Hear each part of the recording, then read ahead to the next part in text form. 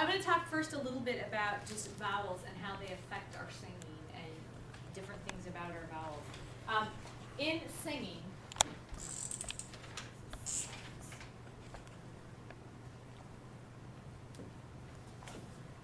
those are the vowels in the sound that we usually find in these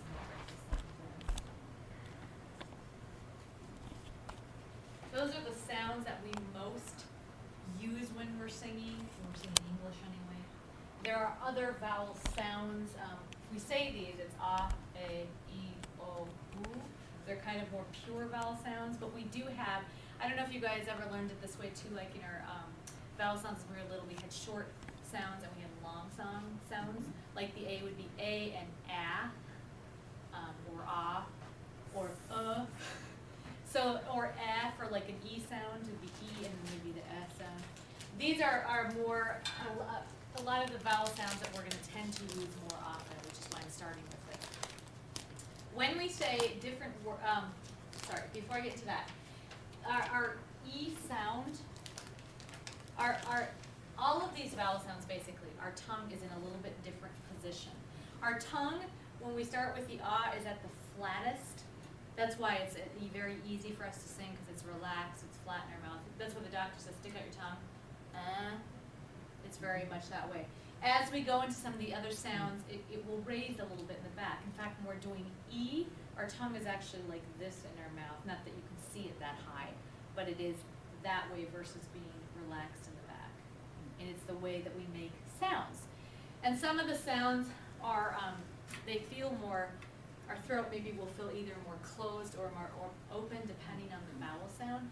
But when we do, go ahead and just do an ah, ah. That's usually pretty easy to do. Try an e, and then go back to ah, ah. They should feel a little bit different to you in your throat. So go e, ah, e, e, ah, e. And then try an ah, e, ah, ah, e, ah.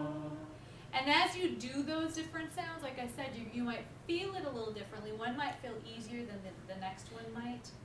And it actually is different for everybody too. Sometimes, most of the time, the ah vowel is the easiest for people, but that's not always true. Anyway, the reason I'm even bringing it up is that how we sing our vowel sounds in the first place are what we sometimes people will call either a bright sound or a dark sound. You ever heard that? And what I would say is the bright might sound a little more nasal, and the dark might sound a little more like it's in the back of the throat. So in other words, if I'm singing bright sound, that might sound a little more nasal, right? Or if I change that from back in my throat and now I sound like this, almost like it's way out of the back of my throat. Do you hear the difference? So even the way I'm singing a vowel, if I sing the vowel E, let's just start there. It's similar to what I just kind of did. E, let me go really nasal. E.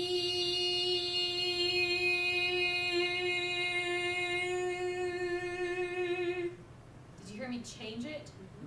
And in some ways I was probably doing that with my lips that you could see as well, but I was trying to change the sound from it feeling like it was here and almost more concentrated in the back of my throat.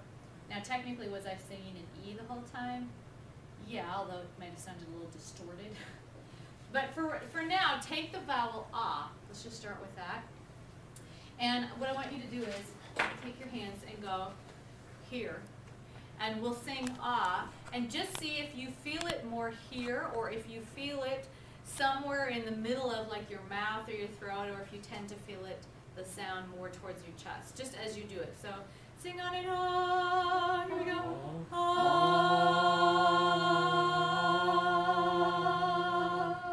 Now, you may not have any sensation of where it is. Now I want you to try singing it honestly nasal if you can. Ah. Okay, so you have a feeling of that. Now let's go from that. We're going to start with nasal, so we'll go ah, and then see if you can change the sound of it.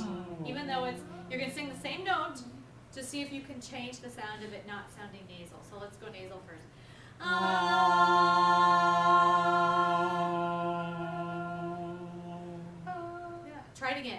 Start with nasal.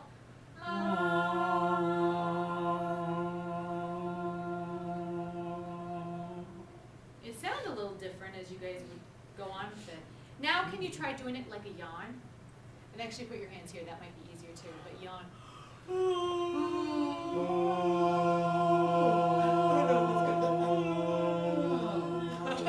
I'll make you guys all go to sleep. So you've got that. Now try to make it from a yawn to going back to that nasal. So start with the yawn.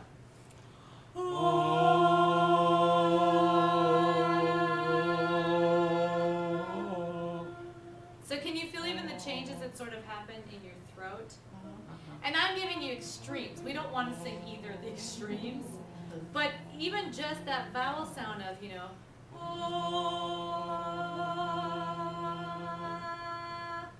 you can change a vowel sound and it'll change the tone of what's going on in your singing. And When you go to the nasal, it seems like your throat goes in a little bit. yeah, it can tend to pinch a little bit, which sometimes when you hear people going high, where I call it bright singing,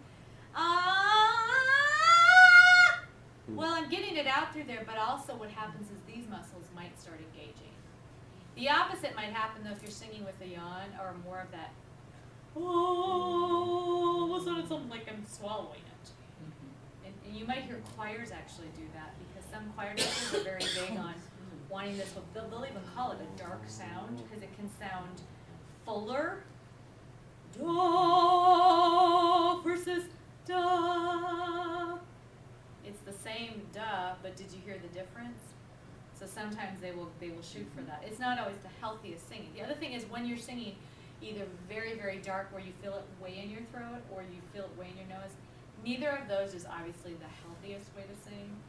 But it's just kind of saying, hey, with our vowels, it can affect the way we sound.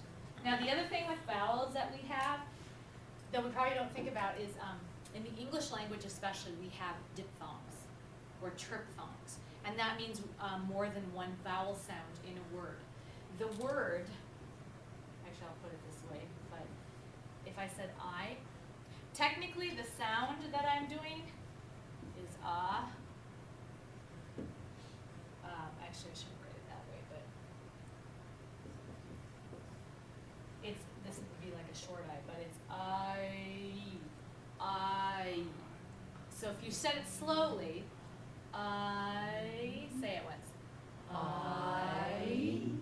And technically we're saying I. And when you sing it, the vowel that you want to sustain is the first vowel of any diphthong. It's the first. You don't want to go I or I. You know, I. And you just tack those other little sounds at the end. That will also change your sound. Another one would be, let's put this word down. Sorry, it's supposed to be a B. Boy. It's another diphthong. It's technically, it's O. It's got that kind of short I sound again, and then, so oi, boy.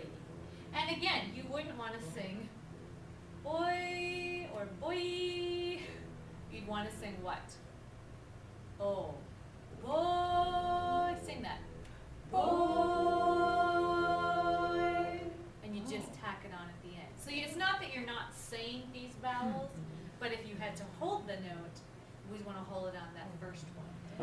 I'm thinking of one that has an L, or has a consonant, like all be seeing you in all the old familiar. Now, on the all, how is that the first word? Is that, or is that not a good example? Well, no, it's not necessarily the vowel, but you don't want to be holding on consonants. Anytime you are holding a note, in general, that's another good rule, you hold the vowel. So, yeah. But you will hear people going, I'll be seeing, instead of, and by the way, you've already got a diphthong going on there. You want to think, I'll be seeing you. If, well, there's one other one I was thinking of, a sound. This is really not a good pen.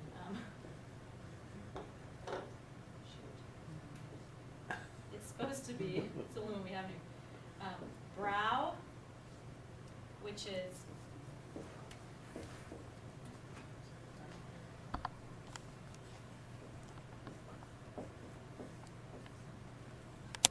ow, brow. Because the ending of it technically is the oo, even though it's a W sound, like eyebrow. So brow. And you still got the O, so it is an O type of sound as well. But again, that's what you want to focus on, is that brow.